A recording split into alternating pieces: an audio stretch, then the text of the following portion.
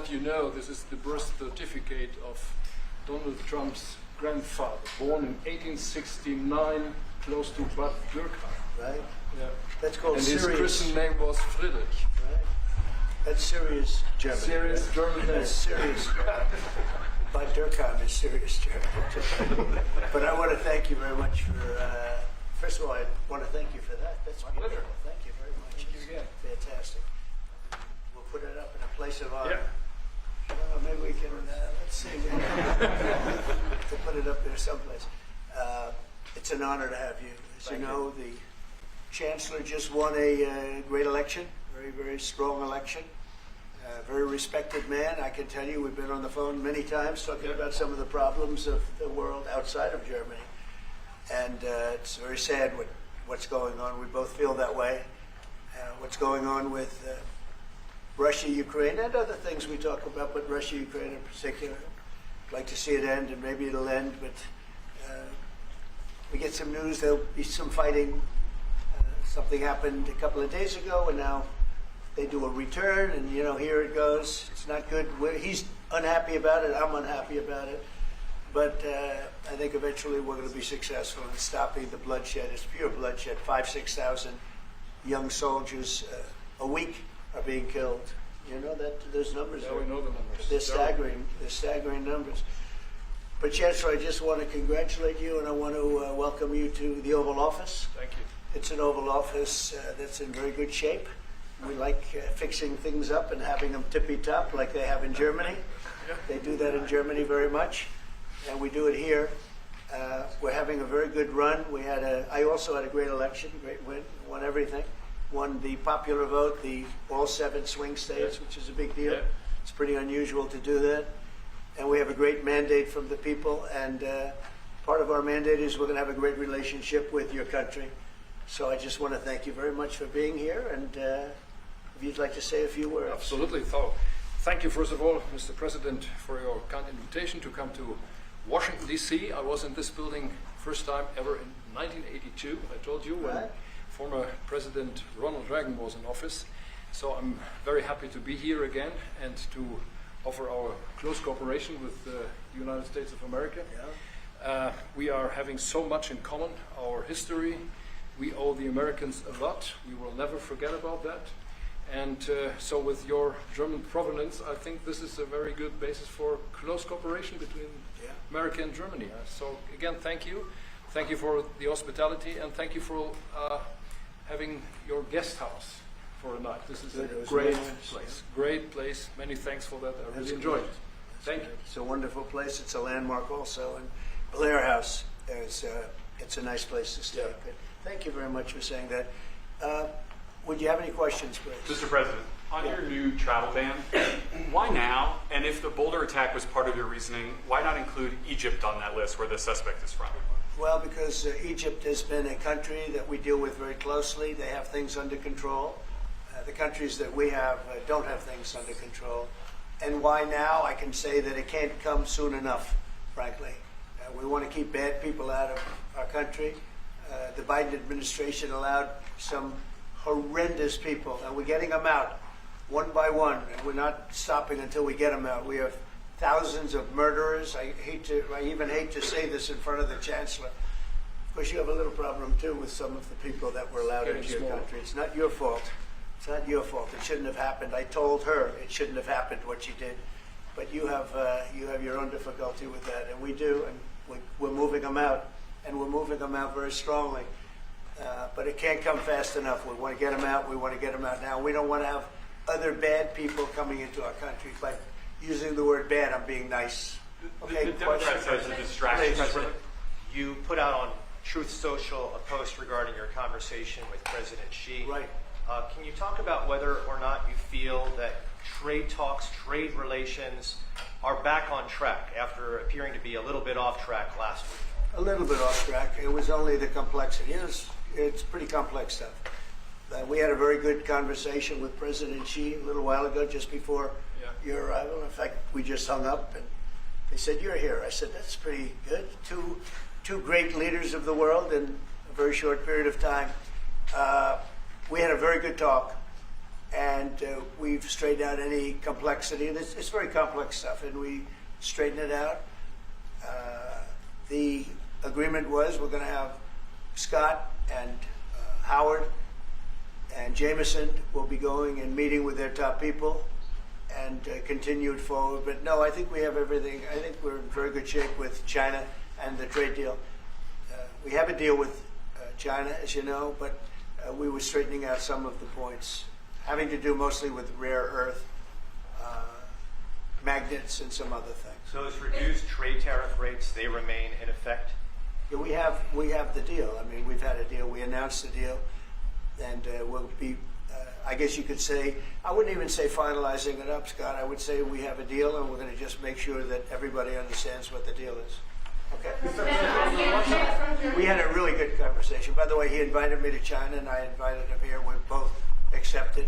So I'll be going there with the First Lady at a certain point, and he'll be coming here, hopefully, with the First Lady of China. Mr. President, you from Germany. Go ahead, please. Did you talk about the Chinese students? Are you allowing them to come to, Oh, yeah, to no, the US? Chinese students are coming. No problem. No problem.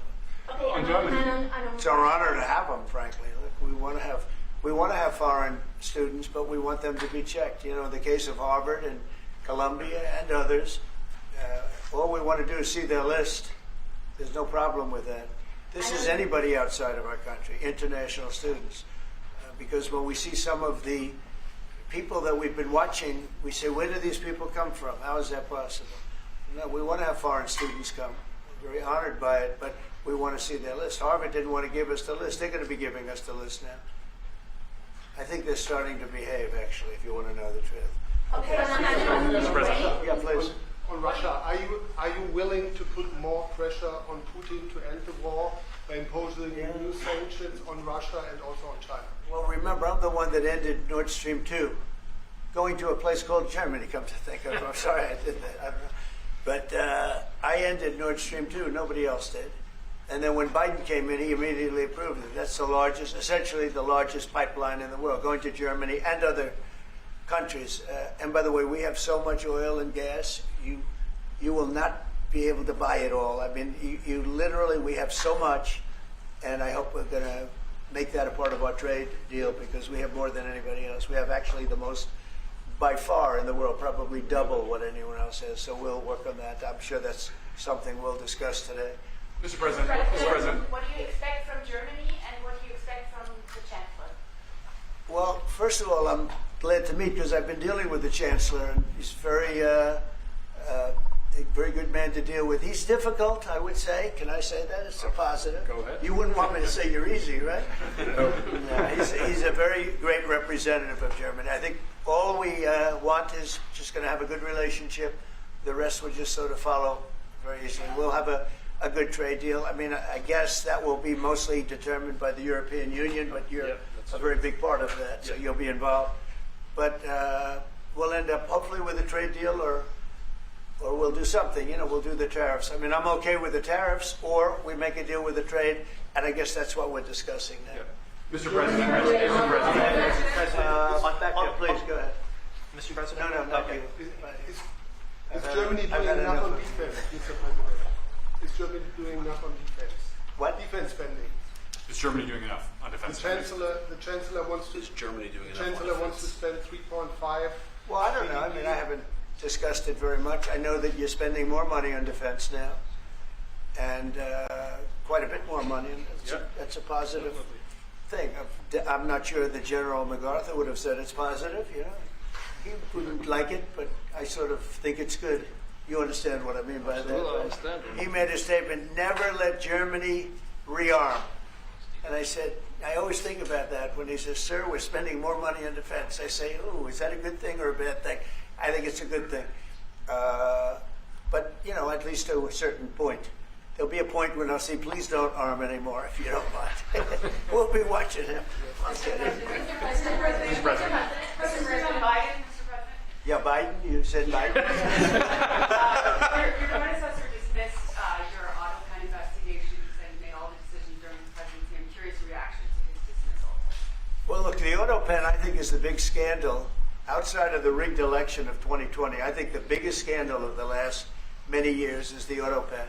And who's using it? I happen to think I know, okay, because I'm here. And I'm not a big auto pen person, fortunately. I'm glad. I'm very glad. It's an easy way out. But it's a very bad thing, very dangerous. You know, I sign important documents. Usually when they put documents in front of you, they're important. Even if you're signing ambassadorships, and I consider that important. I think it's inappropriate. You have somebody that's devoting 4 years of their life or more to being an ambassador. I think you really that person deserves to get a real signature, not an auto pen signature. And I can tell auto pen easily. I can look at it. Like two little pinholes from pulling the paper, right? You always see the pinholes. Yeah. It's real easy to tell about auto pen. I think it's very disrespectful to people when they get an auto pen signature. Outside, auto pen to me are used when thousands of letters come in from young people all over the country and you want to get them back. And, you know, people use auto pens for that, to send a little signature at the bottom of a letter where you have thousands of them. We get thousands of letters a week, and it's not possible to, you know, do. I'd like to do it myself, but you can't do it. To me, that's where auto pens start and stop. But I'm sure that he didn't know many of the things. Look, he was never for open borders. He was never for transgender for everybody. He was never for men playing in women's sports. I mean, he changed. I mean, all of these things that changed so radically. I don't think he had any idea that what was, frankly, I said it during the debate and I say it now, he didn't have much of an idea what was going on. Mr. President, He shouldn't be. I mean, essentially, whoever used the auto pen was the president. And that is wrong, it's illegal, it's so bad, and it's so disrespectful to our country. Mr. President. Mr. President, will you lead your troops in Germany? And if I may ask a question to the Chancellor to answer in German for the German audience, how has your first encounter been? The answer is yes. We'll talk about that. But if they'd like to have them there, yeah, we have a lot of them, about 45,000. It's a lot of troops. It's a city when you think of it. That's good economic development. They're highly paid troops, and they spend a lot of money in Germany. But the relationship with Germany is very important. Yeah, we'll be doing that. No problem. May I say a few words in German? Yes, please. So, danke für die Frage. Wir sind hier im Weißen Haus und ich bedanke mich beim Präsidenten für den sehr freundlichen Empfang im Oval Office in diesem weltweit bekannten Raum. Ich freue mich sehr, hier zu sein und wir bereiten eine Vertiefung unserer Zusammenarbeit vor. Ich freue mich sehr darüber.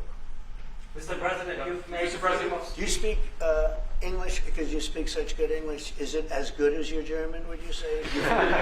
No, do you it's feel not more my comfortable? mother tongue. No, it's not my mother tongue, but I try to understand almost everything and very to good. speak as good as I can. Very good. You know, it's Mr. President, you've made an achievement, actually. Mr. President, Mr. President, can I the follow up on the criticism that I've auto seen pen? regard. Thank you, Mr. President. The criticism that I've seen, and I'm sure you've seen, regarding Elon Musk and your big, beautiful bill. What's your reaction to that? Do you think it in any way hurts passage in the Senate, which, of course, what is you're seeking? Well, look, you know, I've always liked Elon, and it's always very surprised. You saw the words he had for me, and he hasn't said anything about me that's bad. I'd rather have him criticize me than the bill, because the bill is incredible. It's the biggest cut in the history of our country. We've never cut. It's about 1.6 trillion in cuts. It's the biggest tax cut. You would say, people's taxes will go way down, but it's the biggest tax cut in history. It's we are doing things in that bill that are unbelievable. And when you look at what we're doing for small businesses, for people, for middle-income people, all of the things that we're doing, nobody's ever seen anything like it. And, you know, Elon's upset because we took the EV mandate, and, you know, which was a lot of money for electric vehicles. And, you know, they're having a hard time, the electric vehicles. And they want us to pay billions of dollars in subsidy. And, you know, Elon knew this from the beginning. He knew it for a long time ago. That's been in there. That's been, I would say, JD, that hasn't changed. That's been right from the beginning. Mr. Secretary, that hasn't changed at all, right from the beginning. But I know that it disturbed him. He wanted, and rightfully, you know, he recommended somebody from that he, I guess, knew very well. I'm sure he respected him, but to run NASA. and I didn't think it was appropriate. And he happened to be a Democrat, like totally Democrat. And I say, you know, look, we won. We get certain privileges, and one of the privileges, we don't have to appoint a Democrat. NASA is very important. We have great people. General Kane is going to be picking somebody with our. We'll be checking him out, seeing. But he wanted that person, a certain person, and we said no. And you know, I can understand why he's upset. Remember, he was here for a long time. You saw a man who was very happy when he stood behind the Oval desk. And even with the black eye, I said, do you want a little makeup? We'll get you a little makeup. But he said, no, I don't think so, which is interesting and very nice. He wants to be who he is, so you could make that statement too, I guess. Look, Elon and I had a great relationship. I don't know if we're well anymore. I was surprised because you were here. Everybody in this room practically was here as we had a wonderful send-off. He said wonderful things about me. You couldn't have nicer, said the best thing. He's worn the hat. Trump was right about everything. And I am right about the great, big, beautiful bill. We call it a great, big, beautiful bill because that's what it is. And again, biggest tax cuts in history, biggest economic development moves anywhere. We've never done anything like it. Business is spurred. And I don't know if you've seen the numbers, but the numbers came out. Even the CBO, which is run by Democrats, said that we're going to be doing, you know, I'd like you to discuss it, the 2.8 trillion, that CBO. This is a group of people that are Democrats. They're very hostile to us. They just came out with phenomenal numbers, what it does. You want to mention that, Scott? Yes, sir. So what we've seen is we keep hearing from the CBO that there's going to be a large deficit from the bill, which we disagree with, but using the CBO scoring, they came out and scored the tariff revenue. We think it'll be the minimum of $2.8 trillion over the 10-year window, which actually puts the bill in surplus if you include the tariff revenue, which they won't do. It gives you a tremendous surplus, but we're not allowed to use that. For some reason, they say scoring. Nobody knows what scoring means. Maybe a couple of people, but nobody. Somebody sits in the background. They say, well, we're not going to allow that. They're not allowing other things that we have that are tremendously profitable for our country. But if you saw the other day, CNBC, they came out with numbers, and the people on the show, very good people, I've watched them for a long time, they couldn't believe the numbers, how good they are. The numbers were incredible. And that was personal income and also very low inflation. We have very low inflation. We're down to 2% now, and maybe even lower than that. And when I took it over, it was a mess. Remember, we had the worst inflation probably in the history of our country. They say 48 years, but let's say I think it's worse than that. So we had the worst inflation in the history of our country under the Biden administration. Now we're down to a beautiful number, 2%. You'd actually like to keep it there. Better than zero is 2%. It's going down maybe to 1%, and 1% is like perfect. That's perfect. You don't want to have zero for certain reasons that nobody is very interested to listen to. But we have almost perfect inflation. Grocery prices are down. Everything. Remember eggs? Eggs. We weren't going to buy another egg for the next 20 years. They were so expensive, right? Remember? You guys all hit me about eggs. Eggs have come down 400%. Everybody has eggs now. They're having eggs for breakfast again. But if you look at gasoline, very important. I think always the most important because it's the energy is the biggest factor. That's what happened. He screwed up our energy policy, and everything went up because energy went up. But now energy is way down, and they have states where you're at $1.98 a gallon for gasoline. So the costs have come way down, and one of the things I ran on was that. I ran on the border. We have the best border in the history of our country, 99.99%. It was last week, 3 people came in, 2 of them for medical reasons. We let them in because one of them had a heart attack. I think it was a nice thing to do, and one of them had something else. So we've never I had very good numbers for 4 years, but we really topped it. And I want to thank Christie and Tom Holman. They've done a fantastic job. But nobody mentions that anymore. Remember, a few months ago, the border was a total disaster. People were coming in by the hundreds of thousands of people a day, a week, a month. I mean, we had a month, 2 million people came in 1 month. the border was being overrun, and a lot of bad people, criminals, murderers, drug dealers. We had some of the worst people in the world coming in from all over the world. It's totally closed. And you know what? People are coming into our country, but they're coming in legally. So we've done a great job. Elon knew that. Elon endorsed me very strongly. He actually went up and campaigned for me. I think I would have won. Susie would say I would have won Pennsylvania easily anyway, even if the governor ran, the real governor, not the governor from Minnesota, he's a sick puppy, that guy. That poor guy, I feel sorry for him. But they made a bad choice with him. But if you pick Shapiro or anybody else, I spoke to him recently about his house being set on fire, which was terrible. But if they picked him, I would have won Pennsylvania. I won it by a lot.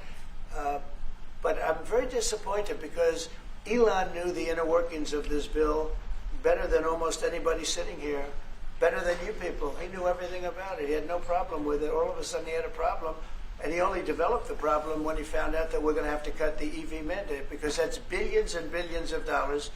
And it really is unfair. We want to have cars of all types. Electric, we want to have electric, but we want to have a gasoline, combustion.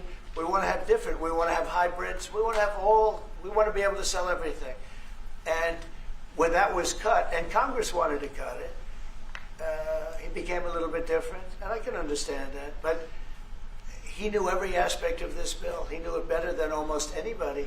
And he never had a problem until right after he left. And if you saw the statements he made about me, which I'm sure you can get very easily, it's very fresh on tape, he said the most beautiful things about me. And he hasn't said bad about me personally, but I'm sure that'll be next. But I'm very disappointed in Elon. I've helped Elon a lot. To that end, Mr. President, I just want to clarify, did he raise any of these concerns with you privately before he raised them publicly? And this is the guy you put in charge of cutting spending. Should people not take him seriously about spending now? Are you saying this is all sour grapes? No, he worked hard and he did a good job. And I'll be honest, I think he misses the place. I think he got out there and all of a sudden he wasn't in this beautiful Oval Office, and he's got nice offices too. But there's something about this one. I was telling the Chancellor, this is where it is. People come in here, even from Germany. They come in and they walk into the Oval Office, and it's just a special place. It's, World War I, it started and it ended here, and World War II, and so many other things. Everything big comes right from this beautiful space. It's now much more beautiful than it was 6 months ago. A lot of good things are happening in this room. And I'll tell you, he's not the first. People leave my administration and they love us. And then at some point they miss it so badly, and some of them embrace it and some of them actually become hostile. I don't know what it is. It's sort of Trump derangement syndrome, I guess they call it. But we have it with others too. They leave and they wake up in the morning and the glamour's gone. The whole world is different and they become hostile. I don't know what it is. Someday you'll write a book about it. You'll let us know. Yeah. Mr. President, speaking of ending wars in this group, you were very critical of Vladimir Putin a couple of days ago. What kind of play is he playing from your perspective? What are his Well, look, he got hit. He's been doing hitting, so I understand it. But he got hit hard, and I don't think he's playing games. I think I've always said he wanted the whole thing. I thought he wanted the entire everything having to do with Ukraine. That's something that would have never happened if I were president. The election was rigged. I didn't get to be president, but I got to be president now. And I think it's a much more important presidency. Other than a couple of things like that, the war would have never happened. The war with Ukraine, with Putin, would have never happened, ever, not even a chance. And it didn't happen for 4 years. And it wasn't thought of. I used to talk to him about Ukraine a lot. It was the apple of his eye, but he would have never done what he did. And I think mistakes were made by him, but I think mistakes were made by other people. The president should have never allowed that war. Biden should have never allowed that war to happen. If you had the right guy in here, that war would have never happened. Israel would have never happened with Hamas. That would have never happened. The attack on Israel would have never happened because Iran was broke. They had no money. They had no money to give to Hamas or Hezbollah or anybody else. And all of that would have never happened. Inflation wouldn't have happened. It was caused mostly by energy. And the Biden administration messed up my great energy policy. We were down into the 190 a gallon, and it would have never happened. It was caused by energy and their bad spending on the Green New Scam and other things that they spent on. But all of those things would have never happened. But maybe most importantly, the war, Chancellor, with Russia would never have happened with Ukraine. It was something that would have, you know, I dealt with Putin a lot. There was no chance, zero. And you know, a lot of people say, how do you know? For 4 years it didn't happen. There was never a chance of it happening. And he understood the consequences. Now, it's a shame. And when you see all of those people, they came out with a report today that that millions of people have died, much more than people thought. And I've been saying that for a long time. The amount of death in that war is far greater than the news has been reporting, or than, frankly, that either side has been reporting. It's a very sad thing. And I can tell you, just speaking for the Chancellor, because we speak about it, he feels the same way. He wants to see it ended. Would you like to say something? Absolutely. And I'm here, Mr. President, to talk with you later on how we could contribute to that goal. And we all are looking for measures and for instruments to bring this terrible war to an end. And may I remind you that we are having June 6th tomorrow. This is D-Day anniversary, when the Americans once ended a war in Europe. And I think this is in your hand in specific, in ours. That was not a pleasant day for you? No, that was not a pleasant day. This was not a great day. In the long run, Mr. President, this was the liberation of my country from Nazi dictatorship. That's true. So, That's true. And we know what we owe you. But this is the reason why I'm saying that America is again in a very strong position to do something on this war and ending this war. So let's talk about what we can do jointly, and we are ready to do what we can. And you know that we gave support to Ukraine, and that we are looking for more pressure on Russia. The European Union did, and we should talk about that. We will talk about it. And, you know, it's good timing. The numbers for our country are through the roof, the economic numbers, because of the election and because of tariffs and other things, a lot of things. But we've had some of the best numbers we've ever had. They were reported yesterday, the day before, and even today. Country's doing really well. I think that one of the things you'd be most interested in is that 6 months ago we were having a hard time getting anybody to join our military. I mean, they just couldn't do it. The numbers were record low. We couldn't get people to join the military. It wasn't me. It was before I got there, the past administration. But 6 months ago, a year ago, the numbers were record low. You couldn't get them to join. That included the police. And you couldn't get them to join. Now, we just hit the highest number in the history of our country, we think, but very close, but the highest in the history of our country, recruitment, joining the Army, Navy, Air Force, Marines, Coast Guard, police forces all over the country. What did you do for that? What was the reason? Spirit. They love our country again. You're going to do the same thing. Spirit. Mr. President, we have great spirit is back in our country, and it's very simple. And, you know, it was only, Susie, 6 months ago, right, that you got reports, you're the one that released them, that you couldn't get anybody to join the military, and now we're stocked. Every service now is packed, and we have waiting lists of people trying to get in, as good as we've ever had in the history of our country. So that's an honor. That's a great honor. Mr. Yeah. President, Mr. President, on the war. You've asked. You've had enough. Go ahead, please. Mr. President, so would you consider to put more sanctions on Russia? Because this discussion is going on now for weeks and months, and you tweeted about it once, but then nothing happens. So Yeah, when I what will you do? when I see the moment when we're not going to make a deal, when this thing won't stop, Is there a deadline at that for you? moment, yeah, it's in my brain, the deadline. When I see the moment where it's not going to stop, and I'm sure you're going to do the same thing, will be very, very, very tough. And it could be on both countries, to be honest. You know, it takes two to tango. But we're going to be very tough. Whether it's Russia or anybody else, we're going to be very tough. That's a bloodbath that's going on over there.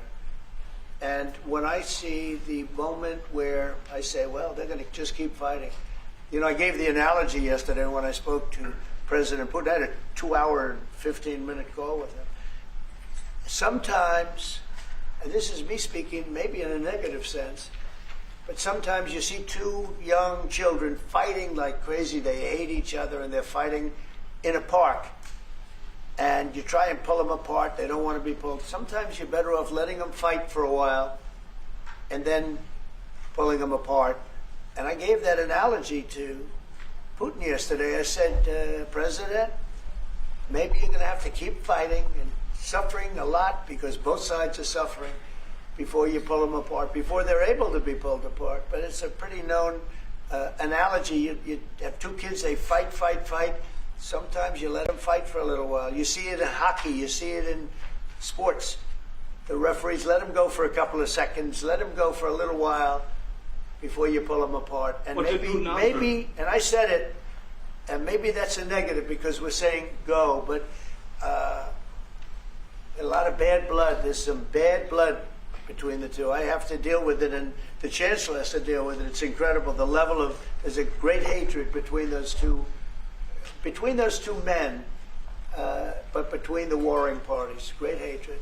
What make you say and believe apparently that there's no immediate peace? What? That there is no immediate peace. There will no. Well, I can't. I'd love to have immediate if I could. But why if I could, but we don't have immediate. You know, it's like I'd love to have that. I'd like it to start. Right now, we would leave a room if we knew the war could end. We'd say, forget about you guys. Forget about trade, right? Yeah. We'd say, let's go settle it. There's some additional fighting that's going to go on. You know, he attacked, and they attacked pretty harshly. They went deep into Russia, and he actually told me. I mean, I made it very clear. He said we have no choice but to attack based on that, and it's probably not going to be pretty. I don't like it. I said, don't do it. You shouldn't do it. You should stop it. But again, there's a lot of hatred. And, you know, I'm very proud of the fact that with India and Pakistan, I was able to stop that. And those are nuclear powers. And that was getting close to being out of hand. And I spoke to some very talented people on both sides, very good people on both sides. And I said, you know, we're dealing with you on trade, Pakistan and India right now. I said, we're not going to deal with you on trade if you're going to go shooting each other and whipping out nuclear weapons that maybe even affect us. Because, you know, that nuclear dust blows across oceans very quickly. It affects us. And I said, if you're going to do that, we're not going to do any trade deals. And you know what? I got that war stopped. Now, I hope we don't go back and we find out that they started, but I don't think they will. They were both good. They were well represented. I want to congratulate both countries because, as you know, the leader of India, who's a great guy, was here a few weeks ago. We had some great talks. We're doing a trade deal. And Pakistan, likewise, they have very strong leadership. Some people won't like when I say that, but, you know, it is what it is. And they stopped that war. Now, am I going to get credit? I'm not going to get credit for anything. They don't give me credit for anything. But nobody else could have done it. I stopped it. I was very proud of that. I wish we could do the same thing with Ukraine and Russia. And at some point it'll happen. I believe that. And if it doesn't happen, or if I see somebody's out of line, if Russia's out of line, you'll be amazed how tough. Remember this. They like to say that I'm friends with Russia. I'm not friends with anybody. I'm friends with you. I'm not friends with that. I want the right thing to happen for our country, for everybody, for humanity. But I'm the one that stopped the pipeline. It's called Nord Stream 2. Until I came along, nobody ever heard, not one person in this room ever heard of Nord Stream 2. You probably did, yes, because it went to Germany. He's the only one that heard. This was a mistake. But I stopped him. I stopped it. Yeah, and you've said that openly. Yeah. It was a mistake because, and I used to go with Angela. I'd say, well, wait a minute. We're spending all this money to defend you against Russia, and then you're giving Russia billions of dollars a month. What kind of a deal is that? You know, which was. But you said it better than anybody else. I appreciate it. But I'm the one that stopped it.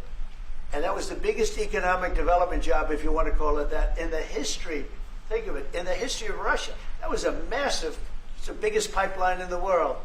going to go all over Europe, not only to Germany. You know, they're Germany, but then they were branching off all over to Europe. Nobody ever heard of, not one person of you heard of it. And I stopped it. It was dead. And then they say, I'm friends with Putin. I got along with him. He respected me, I respected him. It would have never happened. But I stopped Nord Stream 2. When Biden came in, almost the first week, he approved it. He let it be built. And then they say that I wasn't tough on Russia. Putin said to me, you know, you're not tough on Russia. You stopped the biggest, most important job we've ever done. You stopped it. And Biden came in and he let it be built. And I'll tell you what, I will never forget the day I had it totally stopped. They weren't building. They gave up on it. They weren't able to. And then Biden came in and he let him build. I couldn't believe it. Okay, one or two questions more, please. Any questions? Any questions for the Chancellor? Yes, Go ahead for the Chancellor. that would be one. I like his answers much better. Well, would you continue to support Ukraine? Yeah, I'm with Ukraine. We just signed a big deal on rare earth with Ukraine, and we want it. I want to. You know what? I'm for stopping killing. Really, that's what I'm for. Again, a war that would have never started, should have never started. I want to see the killing stop. We spent $350 billion, much more than Europe, but Europe spent a lot also, and they spent way over $100 billion. Yeah. So you're talking about close to $500 billion went into that whole thing. And it's not even the money, and I know with you too, it's a lot of money, but it's the death that's being caused. We went to the Middle East. I went last week to the Middle East. We took in $5.1 trillion. That's many, many times. That's 30, 40 times, 50 times more than what we're talking about. It's think of that, $5.1 trillion of investment with one trip that lasted 4 days. So it's not the money. It's a little the money, but not the money, the big thing. The big thing is the death. The death of, and really the decimation. You've lost a whole culture. You know, Ukraine had the most beautiful turrets. They call them turrets. Little towers, beautiful towers. The most beautiful in the world. They're all now laying on their side, blown to smithereens. It'll never happen again. They've taken away the culture of a country. They've taken away the heritage of a country. It's a terrible thing. But most importantly, again, is the death. 5,000 plus people a week, soldiers, are being killed. He doesn't want that, and I don't want that. And one more. Yeah, please. Mr. President, do you support the Graham bill on putting high tariffs? I have not looked at it, but they'll be guided by me. That's the way it's supposed to be. They're going to be guided by me. No, I haven't looked at it. It's a bill on sanctions, etc. I'm a very quick study. At the right time, I'll do what I want to do. But it could very well be okay. I'll have to see. But they're waiting for me to decide on what to do, and I'll know maybe very soon.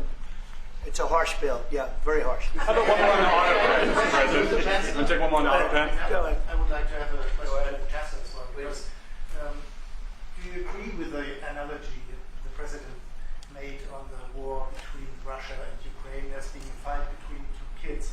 Is that how you view that as well? And what do you actually want the US President to do in this? Well, I think we both agree on this war and how terrible this war is going on, and we are both looking for ways to stop it very soon. And I told the President before we came in that he is the key person in the world who can really do that now by putting pressure on Russia. And we will have this debate later on again, how we can proceed jointly between the Europeans and the Americans. And I think we are all we are having the duty to do something on that now to stop it after 3.5 years, which is really terrible. Look at the kids, the kids which were kidnapped from Ukraine to Russia. This is all terrible. And so we are talking about instruments, measures, what we can do, and my personal view is clear on that. We are on the side of Ukraine, and we are trying to get them stronger and stronger just to make Putin stop this war. And this is our approach. We get satellite pictures of the warfield, and you don't even like to look at them, right? It's terrible. So it's really bodies, arms, heads, legs all over the place. You've never seen anything like it. It's so ridiculous. And this is only by Russian weapons against Ukraine. This had never happened with Ukraine weapons against Russia. Never. Ukraine is only targeting military targets, not civilians, not private, not energy infrastructure. So this is the difference, and that's the reason why we are trying to do more on Russia, how to stop this war. Well, in this case, I'm talking about the battlefield, you know, the soldiers on soldiers. But you could also say that, too, with the cities. Yeah. You know, the cities are being hit also. So it's a terrible, terrible thing. Right? Somebody said autopen. Did I hear the word autopen? Yeah, I was just curious. Because I think it's the biggest scandal maybe in the last 100 years in this country. So when I hear that word, I think it has to be discussed, because the fake news will try and hide it, and we can't do that. Well, that's what I'm asking. Have you uncovered any evidence that anything specific was signed without President Biden's knowledge or by other people in the administration acting illegally? Well, I don't think Biden would know whether or not he signed it. I'm asking if you've uncovered any of that information. No, but I've uncovered, the human mind. I was in a debate with the human mind, and I didn't think he knew what the hell he was doing. So, it's just one of those things, one of those problems. We can't ever allow that to happen to our country. The danger our country was in, and I know some of the people that worked with him, radical left, horrible people. And I could give you the name of some of the people that used the autopen, because I'm here, and I ask questions about people that were here also. There are a lot of people that were here when that happened, and they're here right now, and they'll answer your question very accurately. But I know some of the people that used that autopen, and those are not the people that had the same ideology as Joe Biden. These were radical left lunatics that used that, and they didn't get elected. He didn't get elected either, actually. Thank you very much, everybody. Thank you, Merz. Thank you, Dr.